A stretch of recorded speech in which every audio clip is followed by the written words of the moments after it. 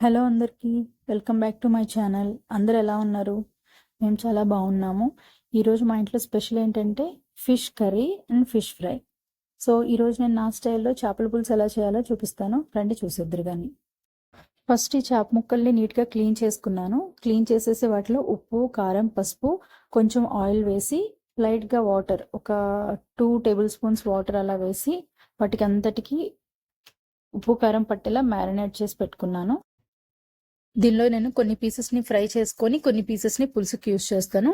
So first మనం ఈ curry చేయాలంటే ముందుగా ఒక బాండీ పెట్టేసి దానిలో ఆయిల్ వేసి ఈ చేప ముక్కల్ని కొంచెం లైట్గా ఫ్రై చేసుకోవాలి. ఫ్రై చేసుకున్న తర్వాత అదే ఆయిల్లో 1 టీ స్పూన్ మెంతులు వేస్తాను. మెంతులు వేసి లైట్గా అవి ఫ్రై అయిన తర్వాత అల్లం వెల్లుల్లి పేస్ట్ వేసుకోవాలి.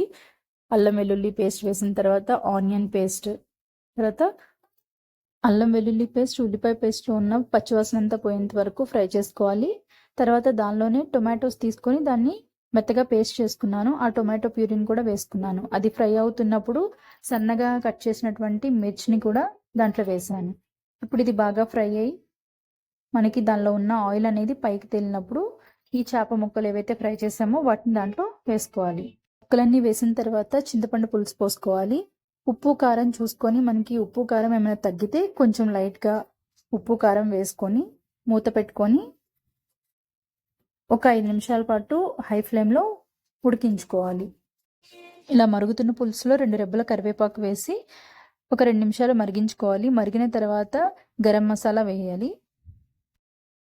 కొత్తిమీర ఉంటే కొత్తిమీర కూడా వేసుకోవచ్చు. నా దగ్గర లేదు కొత్తిమీర, అందుకని నేను వేయలేదు.